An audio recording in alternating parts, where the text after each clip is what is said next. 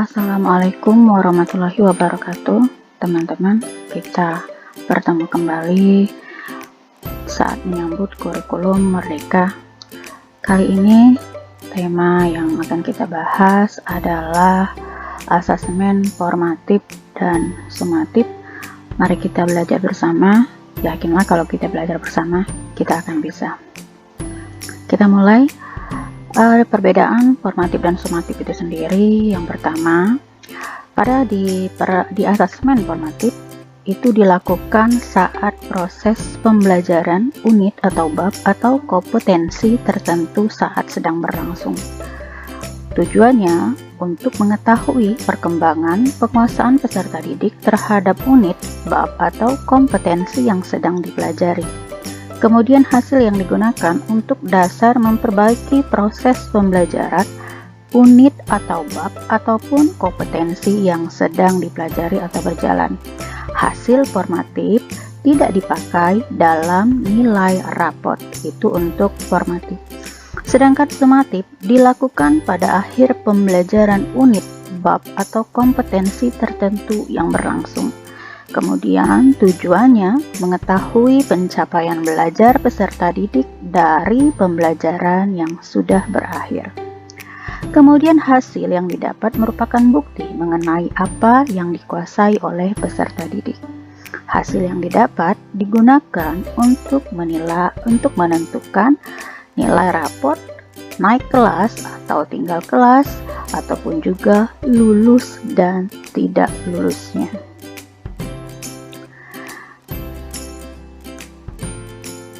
Bentuk asesmen ada dua, ada tidak tertulis dan ada yang tertulis.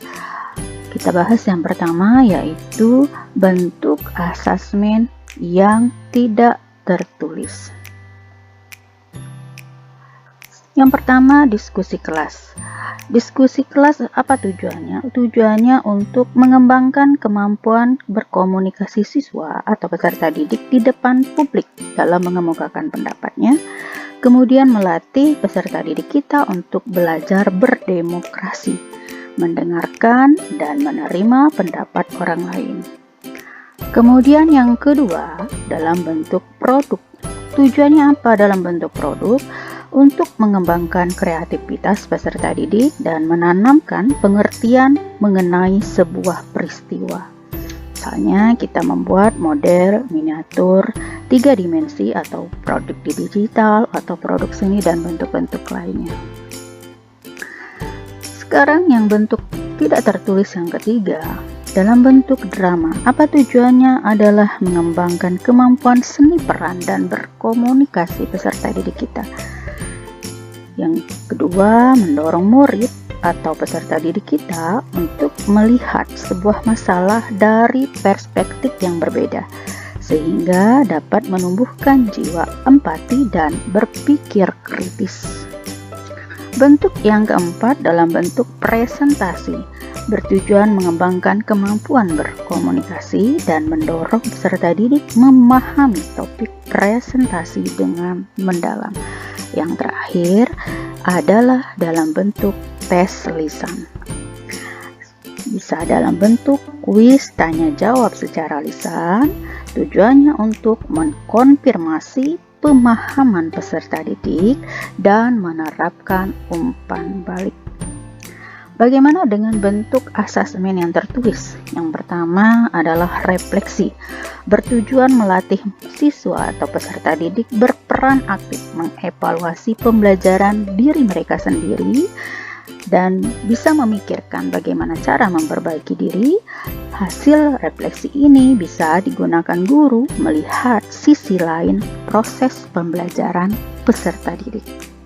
Bentuk yang kedua adalah esai, bertujuan mengasah keterampilan menulis akademis, mengembangkan argumen peserta didik dan menggunakan referensi yang tepat.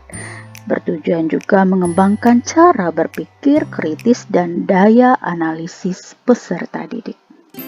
Bentuk yang ketiga dalam bentuk jurnal bertujuan melatih kemampuan murid mengorganisasi, mengekspresikan ide dalam bentuk tulisan, biasanya ditulis dalam bahasa yang kurang formal sehingga memberikan siswa atau peserta didik kebebasan berpikir kreatif dan juga bisa menjadi alat refleksi perkembangan mereka berkesinambungan.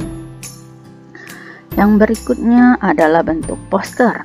Tujuannya mendorong kemampuan siswa atau peserta didik mengeksplorasi topik dan mengkomunikasikan pemahaman yang mereka miliki dengan cara semenarik mungkin.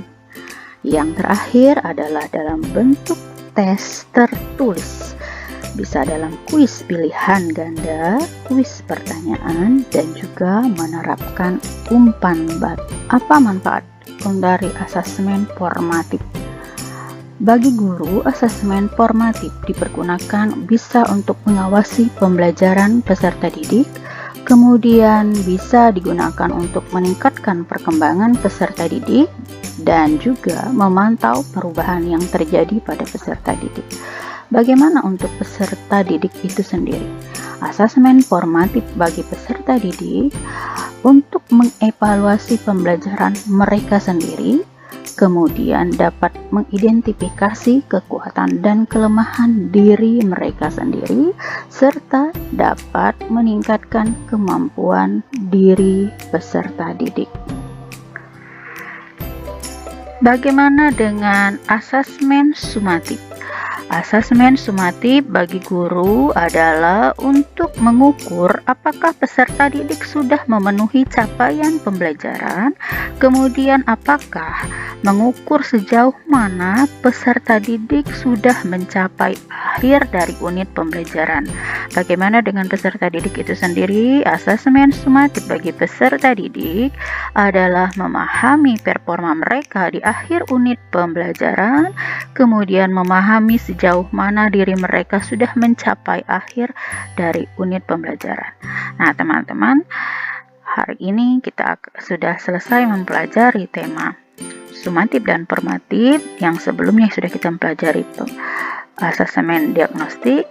Semoga materi-materi yang sudah kita pelajari berguna bagi kita dalam menyambut kurikulum merdeka, merdeka kurikulumnya, cerdas peserta didiknya, Indonesia Jaya. Wassalamualaikum warahmatullahi wabarakatuh.